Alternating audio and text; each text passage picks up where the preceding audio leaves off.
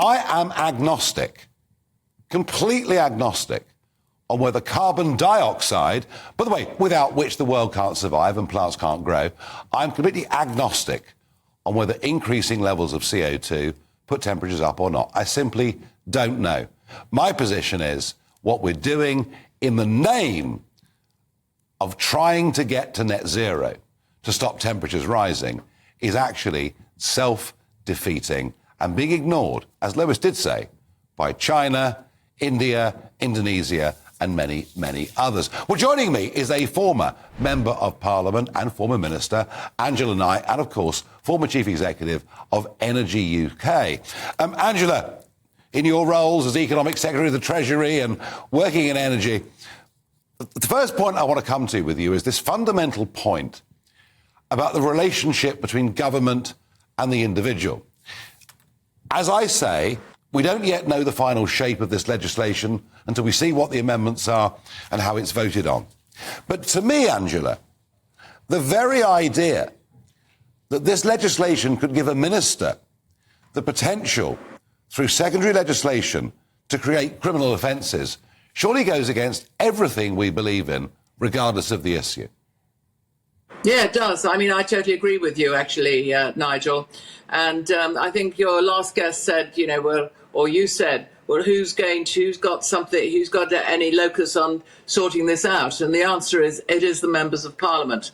And I would have thought that the members of Parliament actually would get to grips with something that is this draconian as it is being reported at the moment. And whilst there may be a case in certain circumstances to have a backstop power for the purposes of, I don't know, rogue landlords or something along those sorts of lines, what there doesn't seem to me is it right at all to say that you as an individual, unless you insulate your house more, we're going to fine you a something great amount of money. We used to have something called the nudge unit. Do you remember the nudge unit? Yeah. The nudge unit, it's called something else now, but the nudge unit was all about saying, instead of doing the stick bit, do the carrots. Get people to act in enlightened self-interest. And that was what the nudge unit's about, and that's what should be used in the case of us all being better with our use of energy, in the sense that we don't leave all the lights on, we do a bit more insulation. We basically act in a little bit more responsible way. That's what's required, not draconian powers. I don't agree with them anyway. And I sincerely hope there's enough members of Parliament there who, now it has been flagged up, wake up, smell the roses and know they've got to make some changes. Yeah, I mean, I'm with you, Angela. I think for rogue landlords, people who own vast amounts of property and let them, there could be people lying and cheating on all of this. Exactly. And that, yes, fine. Law needs to be enforced. The very thought that it could apply to private residences is beyond me. But isn't the fact that it's even being put on the table? As I say, I repeat, we don't yet know the final shape. Yeah. Doesn't it just show, since your time in Parliament, the extent to which we're moving into a period of big government? And again, I think that is something that certainly we have all felt for some time, that more and more of government is intruding into lives in a way that really should not be the case. I appreciate that COVID has just been mentioned, and the pandemic and the lockdown and all those sorts of things. And yes, I think many of us did find that whilst very important points were made, especially at the start when we didn't know what on earth this disease was, that once the medical science had got a grips to it, that telling us and in ordering us to do X and not do Y was a bit too far.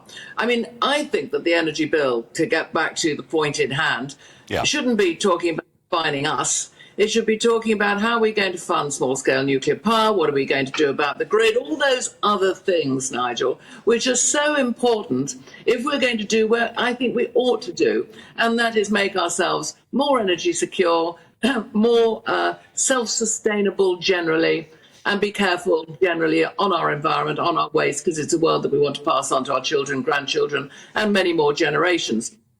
Excuse me, and that isn't a question of, am I a net zero, yes, or am I net zero, no? I think I'm common sense. I think I sit in the reasonable category of wanting to do the right thing, but not having criminal legislation put up the back of me, and I'm losing my voice. I know. Well, I'll give you a couple of moments off by asking you a final thought and question. If you can recover in time, and I hope you can. Will you be pleased, Angela, if you look out of your window in rural England and see a great big, huge onshore wind farm? Is that the right direction for us to be going in? Because it seems outside of the authoritarian stuff, that's the big push, the big change that's coming today. Do onshore wind farms work? Great big ones? No, I wouldn't like to see it. If I lived in a community, a village, you've got some hills, it doesn't intrude particularly, and we get some serious benefits from it. And anybody who is badly affected gets compensation. You know, we have compulsory purchase arrangements in the UK, long-standing ones, because when people do get impacted by infrastructure, they need to be bought out. So done on that way, then I say there is a future for them. Okay. But what I don't agree with is carpeting our hills. No, but if local communities agree and it's done in that sensitive way, then it's a different kettle of fish altogether.